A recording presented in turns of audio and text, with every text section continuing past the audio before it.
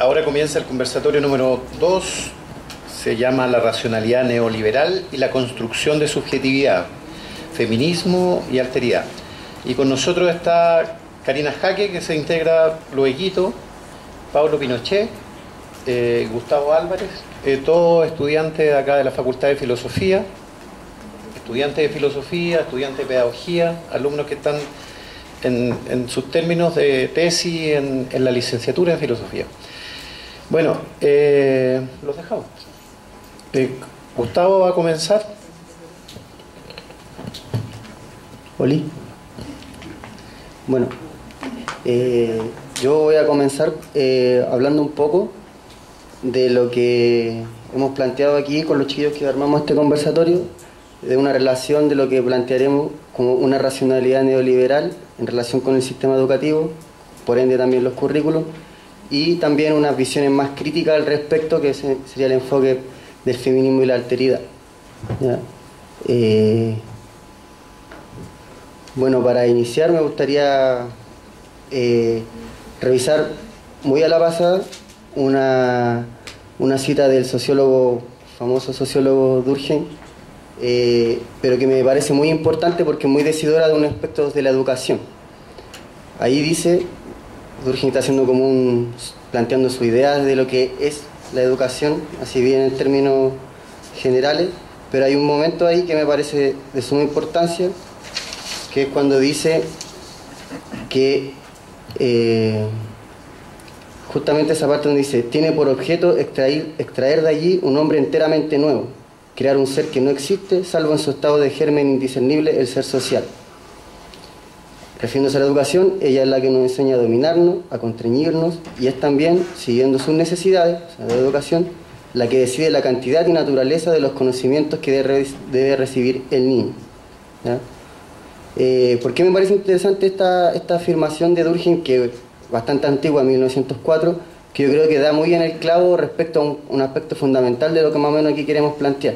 Que el hecho de que los sujetos, los niños, todos nosotros probablemente los que estén aquí, hayamos sido escolarizados, un proceso largo, que dura por lo menos en Chile 12 años, como mínimo.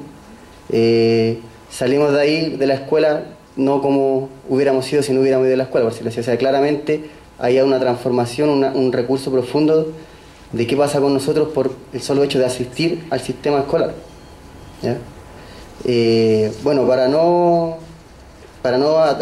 atrasar tanto el tema, muy a la pasada plantear que cuando nos referimos a este tema de lo neoliberal, que salió alguna pregunta que salió en la mañana también, muy generalmente se ha planteado como que el liberalismo es simplemente una cuestión de antiintervencionismo estatal, como que eso fuera como lo que define el núcleo como ideológico, político, teórico de lo que es el neoliberalismo. ¿Ya? Si bien esto es cierto, sobre todo si uno piensa en la escuela austríaca o norteamericana, específicamente en la escuela de Chicago, con tipos como Hayek o Friedman principalmente, claro, ellos justamente abogan por un arrinconamiento del Estado, entregando todo el mayor espacio posible de actividad al mercado. Sin embargo, lo que nosotros queremos plantear es que lo que nosotros vamos a considerar como neoliberalismo es el neoliberalismo realmente existente, o sea, el que está desarrollándose históricamente, no la teoría que planteaban en la escuela de economía, sino lo que ha ocurrido en la práctica. Y en esta práctica lo que tenemos es que, si bien el neoliberalismo a nivel teórico tiene una identificación ontológica del ser humano o su naturaleza humana como, por decirlo así, ontológicamente capitalista, o sea, asume como supuesto que el ser humano ya es un ser competidor, egoísta, que busca posicionarse por sobre los demás, y eso vendría dado, o sea, no es algo que uno aprende, sino que está en nuestra naturaleza. Lo que me parece interesante, hay un tipo que se llama Walter Lippmann, que dentro de estas corrientes o disputas entre los liberales es muy importante porque hay dos momentos más o menos que los que le interesa revisar el tema, que es el coloquio Walter Lippmann y la conferencia Mont Pelerin, que son instancias intelectuales dentro de donde los liberales y los neoliberales discutían ahí más o menos sus posiciones, y lo que propone esta persona, Lippmann, es que no hay que solamente concebir hay que abandonar este dogma. Él lo plantea como un dogma de fe que tienen los liberales clásicos o ortodoxos, de que el ser humano es naturalmente capitalista. Lo que él plantea es que el capitalismo, o sea, el liberalismo, tiene que desarrollar una política de intervención, una política de intervención liberal, pero intervención al fin y al cabo. Y en esa intervención la educación toma un punto bastante importante, ¿ya? Ahí hay una cita de Lippmann que me parece que es muy decidora respecto a este punto. La economía necesita no solo que la cualidad de la especie humana, que el equipamiento de los hombres para la vida se mantenga a un grado mínimo de calidad, sino también que tal calidad sea progresivamente mejorada. Se requiere un crecimiento continuo de las facultades de adaptación. Educar a grandes masas, equipar a los hombres para una vida en la que deben especializarse, aún permaneciendo capaces de cambiar de especialidad, es aquí un inmenso problema todavía no resuelto. Esto lo planteaba Lippmann en el año 1938, justamente en esta discusión entre liberales más ortodoxos o neoliberales y la corriente que también se ha llamado ordoliberal por Foucault, o más conocida también aquí en Chile como la economía social de mercado, ¿ya? ¿Cuál es la diferencia fundamental que veo yo en eso? Es que esta postura de economía social de mercado o ordoliberales, como llamaba Foucault, es que ellos sí asumen que la política liberal tiene que tener un cierto nivel de intervención a nivel estatal. Justamente el tema de la educación ahí ocupa un nivel fundamental. ¿Por qué la adaptación? Porque Lippmann asume o acepta que hay que abandonar ese dogma de fe de la naturaleza humana capitalista, porque lo que hay que hacer es adaptar a los hombres para este nuevo estilo de vida o nueva forma de vida, que es el modo de producción capitalista. Los seres humanos no están naturalmente inclinados ni a la competencia, ni a entregar todas sus fuerzas a la vida del trabajo para aumentar el capital. Es algo para lo que hay que prepararse, y de lo que justamente finalmente lo queremos plantear, de lo que hay que convencerse. Entonces, ¿qué es lo importante en este punto de Lippmann? Es el tema de la adaptación. La adaptación, y en este sentido la escuela vendría a ocupar un lugar muy importante en esto. El mismo Lippmann agregaba también que si el liberalismo quiere consagrar a la educación una parte considerable de los presupuestos públicos, es para hacer a los hombres más aptos para su nuevo género de vida. Él está en un contexto de transformación importante, post Segunda Guerra Mundial, donde se empieza a visualizar aquí ya más claramente la economía globalizada, y empiezan a darse cuenta ellos que para preparar a las personas, a las masas, a la población en su conjunto, lo que se entronca mucho con este tema de la biopolítica, es que eso no va a darse por azar, o sea, no viene dado, hay que hacer. ¿Y cómo lo hacemos, dicen ellos? Bueno, la educación. Aquí yo creo que hay que decir algo importante. Muchas veces se ha planteado como Hayek y Friedman como los más duros del neoliberalismo, en un sentido como que en realidad lo que se quiere dejar es solamente una cuestión de libre mercado, no hay que intervenir en nada, que la cuestión sea orden espontáneo, competencia desregularizada y todo. Pero sin embargo, tanto Hayek como Friedman comparten un principio común respecto a la educación primaria, o lo que aquí es la educación básica. Ellos asumen y aceptan que el Estado debe intervenir en ese espacio, porque eso no es algo que el mercado va a entregar solución. Es justamente esa instancia, porque no tiene un valor económico tan rentable o tan visible, que la educación debe ser un espacio que se le debe entregar a una política administrativa de carácter estatal. Ahora, un profesor de acá de la universidad, Jorge Vergara Esteves, plantea que lo que hay que tener claro con Hayek y Friedman respecto cuando ellos se refieren a educación es que ellos están pensando siempre en este como dimensión de lo que se llama la política educativa, y en ningún caso ellos se meten ni con teorías de la educación, ni con la pedagogía, ni, por lo menos yo que sepa, no sé si alguien habrá encontrado por ahí, se refieren a los currículums específicos. Pero sí tienen claro que la educación es un aspecto que en alguna medida tiene que haber intervención estatal, sobre todo en sus niveles básicos, porque eso no es algo de lo que el mercado le convenga por una cuestión de ganancia, supongo, hacerse cargo. Ya, eso como primer punto, como para dejar más o menos qué es lo que estamos pensando o planteando cuando hablamos de neoliberalismo o racionalidad neoliberal. Un segundo momento que creo que es importante de tener claro es que hay autores que trabajan una idea que se llama educacionalización de los problemas sociales.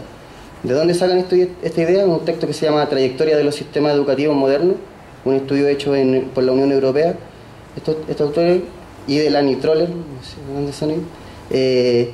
Pero lo importante es que ellos afirman, en un estudio del 2015, que por ejemplo ellos plantean, en realidad esto lo han planteado varios autores, pero ellos como que lo sistematizan bastante bien, es que por ejemplo se puede rastrear en la competencia por la carrera espacial, o sea, cuando la Unión Soviética lanza primero un satélite al espacio, que comienza ahí una especie de reforma global a nivel mundial en el tema de educación. ¿Por qué? Porque los estadounidenses, cuando se dieron cuenta que los soviéticos le estaban ganando, dijeron, oye, ¿cómo es posible esto? Hay que fomentar la educación técnica y científica.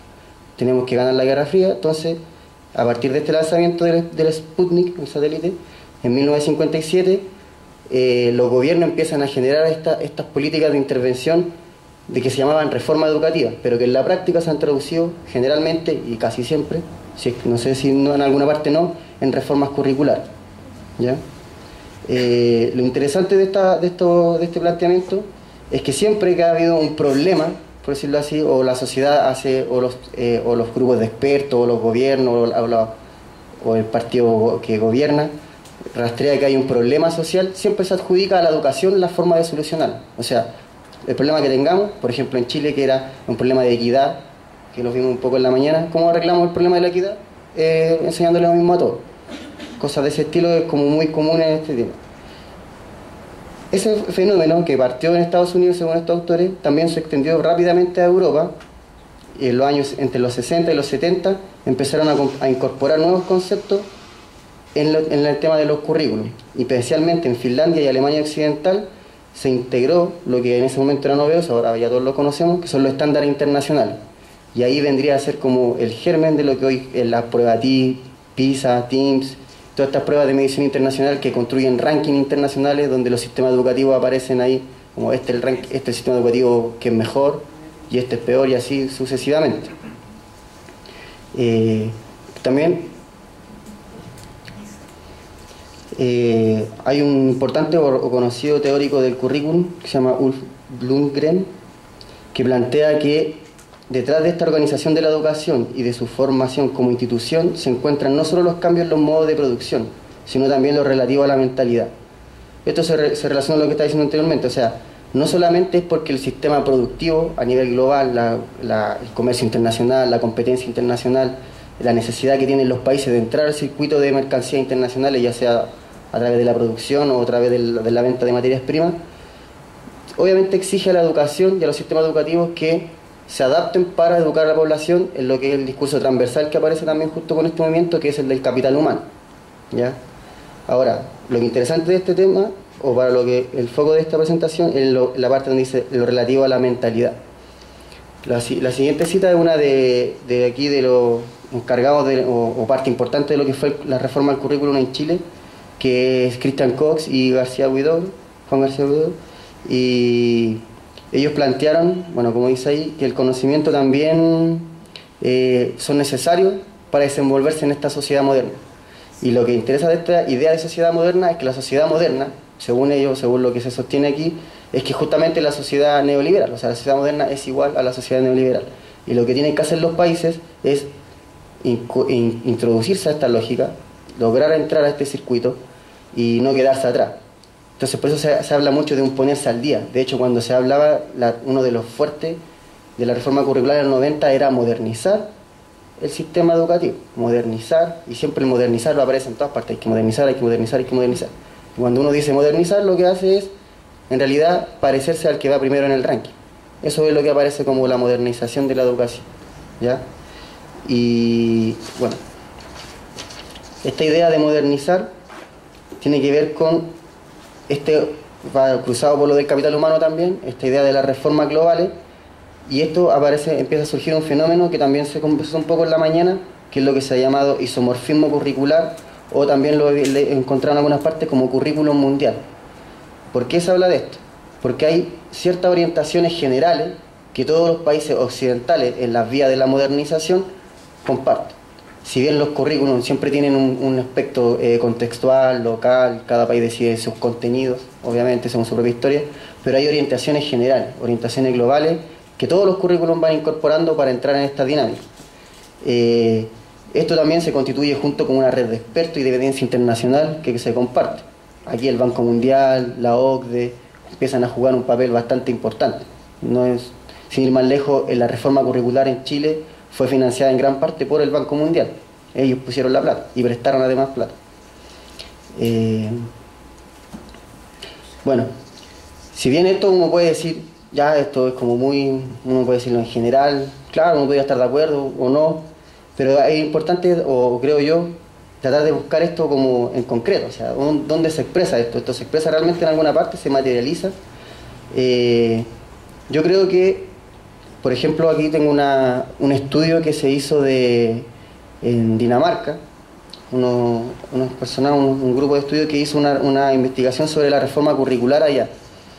Y lo que interesante me parece de ello, el texto se llama De ciudadano alfabetizado al trabajador científico cualificado, la racionalidad neoliberal y la reforma danesa de la enseñanza de la ciencia, plantean que empiezan a aparecer ciertos aspectos centrales que se empiezan a compartir en los currículums, pero ellos plantean que esto sería característico de lo que sería la racionalidad neoliberal en lo que es el currículum. Por ejemplo, y algo que ha aparecido ya varias veces en las ponencias o en las conversaciones de hoy en día, la individualización como procedimiento para crear individuos que sean unidades inmovibles en un mercado laboral competitivo, flexible e internacional. Punto 1.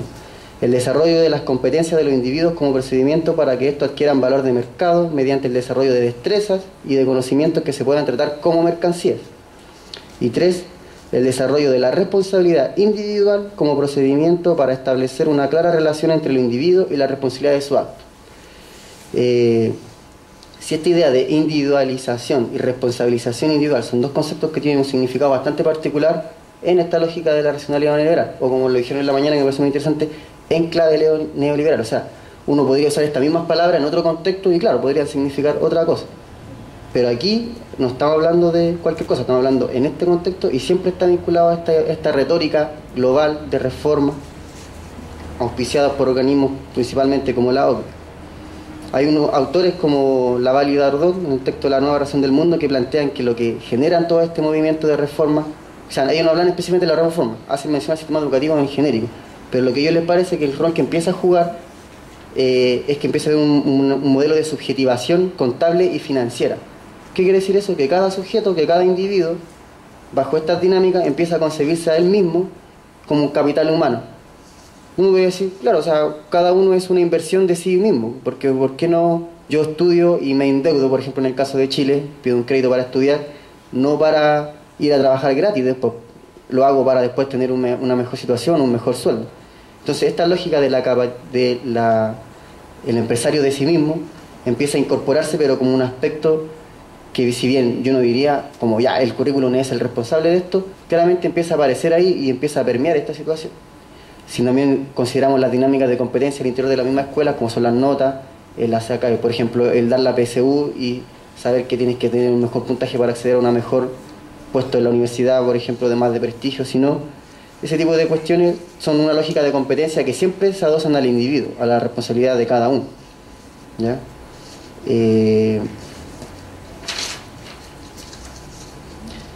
Bueno, ¿cuál es el punto que yo creo que aquí, ya para ir terminando, es lo central?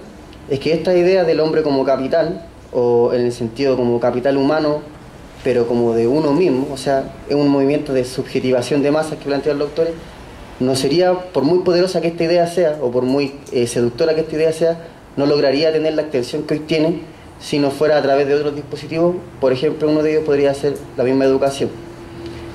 Lo que yo planteo es que si es cierto, o lo que yo creo más que yo planteo, es que si es cierto que la lógica del capital humano se traspasa al ámbito de la subjetividad, esta idea no puede no ir de la mano de una idea de la gestión de sí mismo. ¿Por qué? Porque para llevar una vida rentable hay que considerar, o para valorizarse, hay que considerar todas las situaciones de la vida como una situación de mercado. Prácticamente cada decisión que yo tomo en realidad es como hacer un negocio, ¿ya? Y obviamente uno en los negocios busca ganar, no perder. Bueno, ahora, ¿qué me pareció a mí leyendo cosas del currículum? Por ejemplo, en el currículum nacional, ¿cuáles son estas ideas o conceptos que se empiezan a integrar? Lo interesante es que aparecen con otros conceptos que uno podría decir, bueno, pero eso está bien, o sea, ¿cuál es el problema con eso? Por ejemplo, en una parte del currículum dice disposiciones personales y sociales, y dice, ¿qué significa eso? De desarrollo personal, autoestima, solidaridad, trabajo en equipo, autocontrol, integridad, capacidad de emprender y responsabilidad individual, entre otras. O sea, empieza a aparecer ahí, junto con otras cosas. Uno podría tener la necesidad de decir, ya, pero aquí eso significa mucho. Claro, uno podría decir, no, pero en realidad está con más cosas, no es tan grave. Pero lo interesante aquí es que esto aparece y no estaba antes. O por lo menos, por ejemplo, en la mañana también tratamos de verlo un poco. Parece que estas cosas empezaron a aparecer desde los 90, recién, en los currículums. Antes, no sé si alguien habrá encontrado que esta idea de responsabilidad individual o emprendimiento estaban antes presentes. Sería interesante tratar de rastrear eso. Y, por ejemplo, en los objetivos incluso de la Ley General de Educación, hay un apartado que dice del conocimiento y la cultura, desarrollar la curiosidad, la iniciativa personal y la creatividad. Esto se vincula a un objetivo de aprendizaje transversal, que es la iniciativa personal y creatividad, práctica la iniciativa, perdón, ya lo leí, la creatividad y el espíritu emprendedor en los ámbitos personal, escolar y comunitario. De nuevo, entonces eso aparece ahí, está ahí presente, uno no sabe bien qué significa. Si uno busca en el currículum, en ninguna parte aparece la definición de qué entiende el currículum por emprendimiento o espíritu emprendedor, simplemente está ahí. Y para ir terminando, unas citas que me parecen bastante decidoras. Sergio Vittar, cuando era ministro de Educación de Ricardo Lagos, quien en su momento afirmó que la reforma curricular de los 90 era la reforma educativa más importante en la historia de Chile, plantea esta joyita. Desde el advenimiento de la democracia en 1990, la educación fue concebida como el gran vehículo para la igualdad y la movilidad social. Se actuó en la convicción de que en la sociedad del conocimiento solo la capacidad humana y el potencial de innovación y emprendimiento de cada uno, sin exclusiones, nos daría nuevos bríos para alcanzar el desarrollo. Y después, un poquito más, en el mismo texto, un poco más adelante, dice, bueno, ¿qué significa esto en el sentido como de la cultura educativa? Significa primero formar personas para la cultura moderna, ya sabemos más o menos qué quiere decir la cultura moderna, que descansa fundamentalmente en el principio de la libertad y de la autonomía de la conciencia personal. Por lo tanto, formar para la responsabilidad individual, para la gestión de sí mismo en entornos inciertos e inestables, en los valores del autocontrol y la autodisciplina. O sea, yo no sé si Vittar leyó a estos tipos o fue coincidencia, pero yo los pondría a carretear juntos y le pasaría muy bien, yo creo.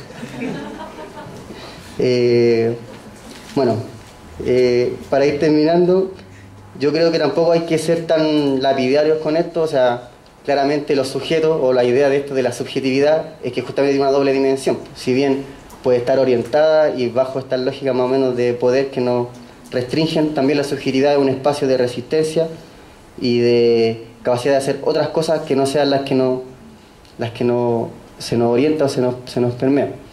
Y una idea, para terminar mi parte, con los chiquillos yo creo que van a complementar muy bien esto, es que una cita de Michael Apple, que es un conocido también dentro de esta área del currículum, en su texto Ideología de Currículum, plantea eso, que yo creo que justamente a lo que apunta de toda esta idea, o más o menos esta superposición de ciertas ideas que maneja el neoliberalismo y que se empiezan a traspasar a las dinámicas del sistema educativo y más encima, o específicamente, en el tema del currículum. Dice ahí, una sociedad basada en el capital cultural técnico y en la acumulación individual del capital económico tiene que dar la impresión de ser el único mundo posible. O sea, los sujetos que estamos insertos bajo estas dinámicas y las nuevas generaciones que están en la escuela tienen que ver esta idea de que si cada uno se convierte en un empresario de sí mismo, puede, por ejemplo, abandonar la lógica de ser la mano de obra barata, que es un discurso que se repite mucho en la escuela, sobre todo en las más pobres, y de ser, bueno, ¿por qué voy a ser yo un proleta más si puedo armar mi propio emprendimiento? ¿Por qué voy a estar yo dentro de la dinámica de ser mano de obra barata si yo puedo buscar una forma? Esta sociedad me da la alternativa y la oportunidad, en teoría, de competir y de salir adelante.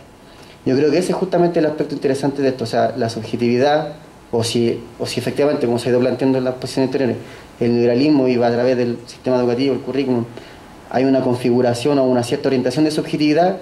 Yo creo que lo más interesante de ver es justamente esa capacidad de seducción que tiene de que podemos dejar de ser la mano de obra barata y los proletarios, pero justamente para adosarnos a esta otra lógica, a la lógica del emprendimiento, del crecimiento individual y de capitalizarte. O sea, yo creo que nada mejor que la AFP y su comercial donde dicen capitalízate, es como perfecto, ¿cómo no capitalizarse? Eso, gracias.